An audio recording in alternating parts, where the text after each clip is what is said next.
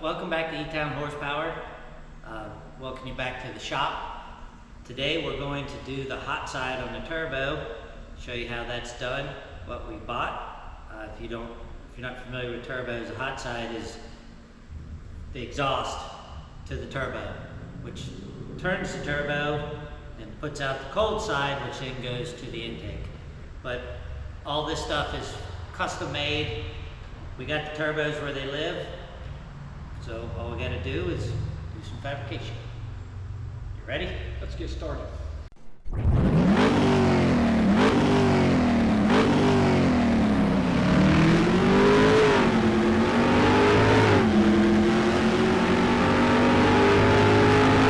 Okay, here's the setup that we have.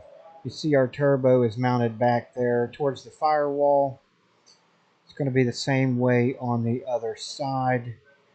What we have to do is figure out how to get from the headers back there to that turbo and also keep it low so we have clearance for the hood.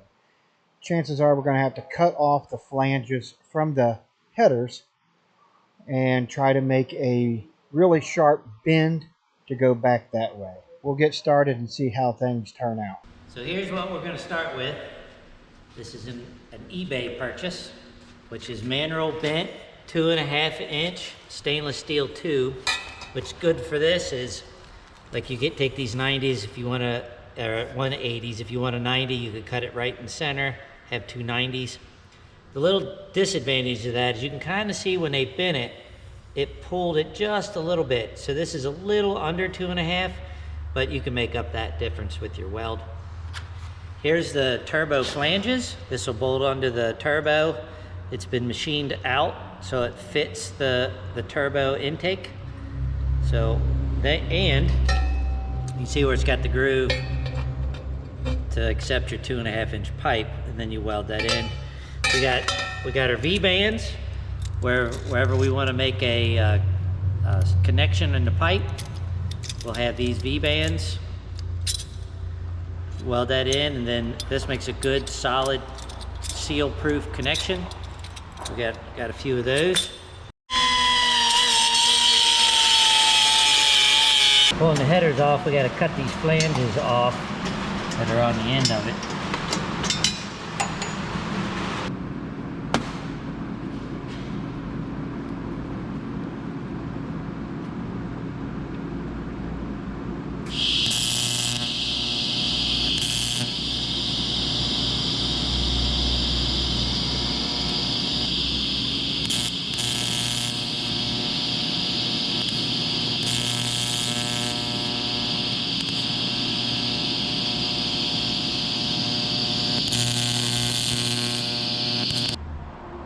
Here we are right now before we go tacking things up.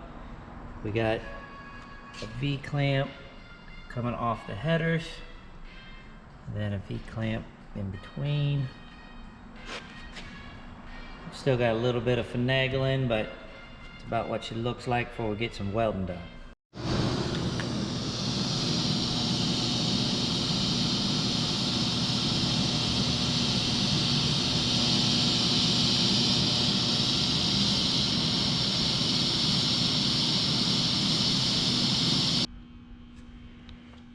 Right, you can see the finished product here. Come out of the turbo. That used to be a 180. Cut it down so it comes out at a 90. Goes into a V-band right there. We cut down the manifold. Cut the flange off of it so we could come out. That's a little more than a 90. We cut another 180 down. And we V-band it right there. We got to repeat the same process on the other side. Well, we thought we had a finished product and we was happy with it, but we test fitted the hood figuring we had plenty of room because it's below this, but this hood comes out and instantly starts going down. So this is all too high.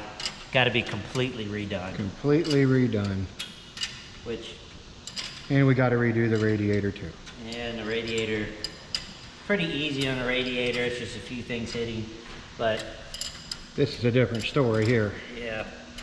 I guess it's hard to test fit stuff till it's actually built. Yep.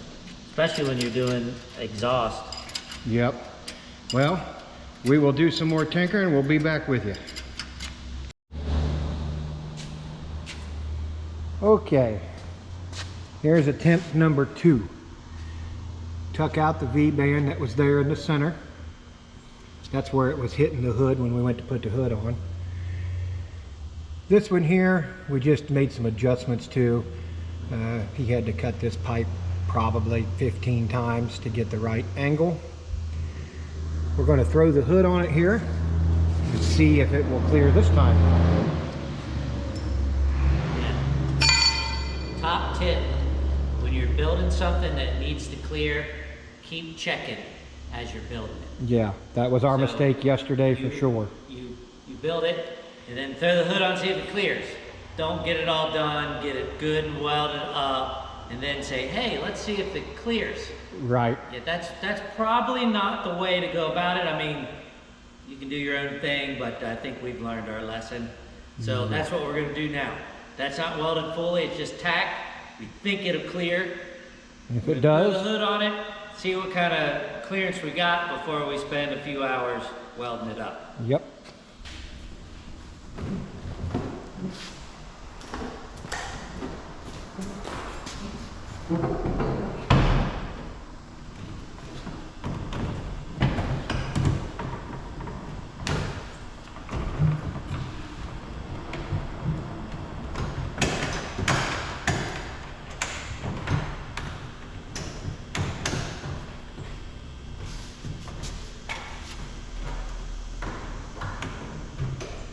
That's really good clearance.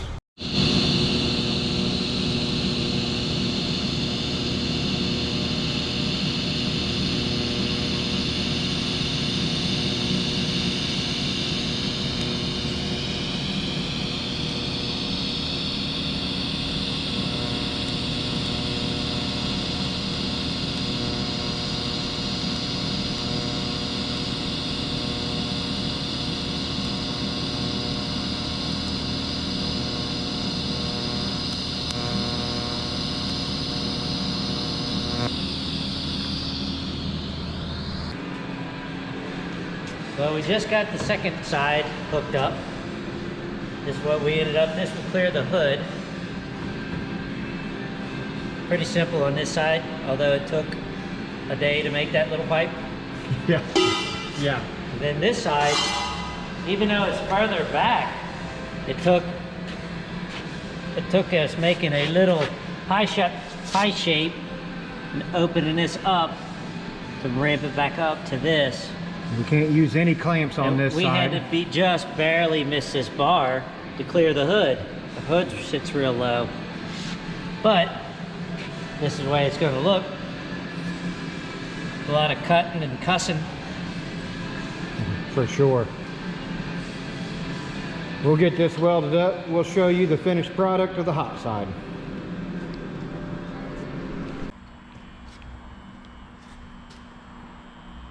Well, there it is, somewhat of the finished product.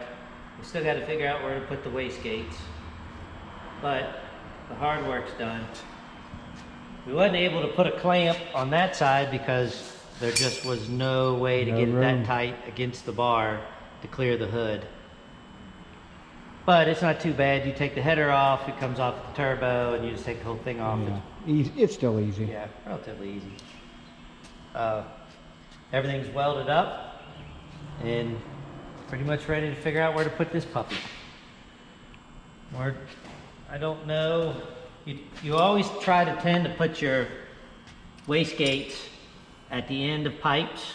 You know, like if you wouldn't want to put it on the side, it don't try to flow out that way. So you want to try to put it on where, like here would be ideal, but no way we can put it there. No space there.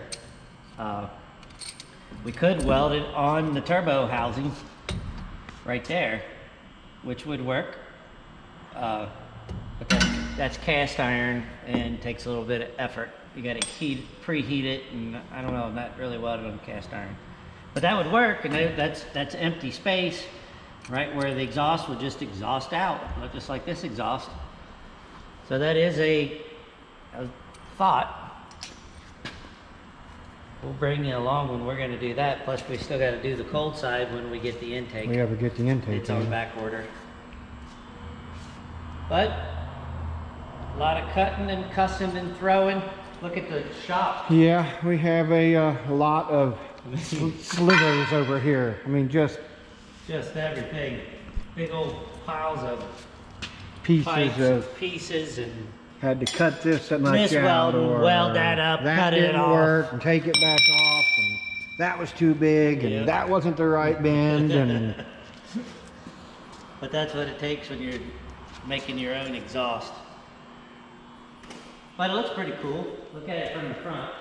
You can kind of envision when it gets the intake and the cold side piping, it's going to look pretty cool. And everything fits underneath the hood, so when you're driving down the road or whatever, you no way of knowing.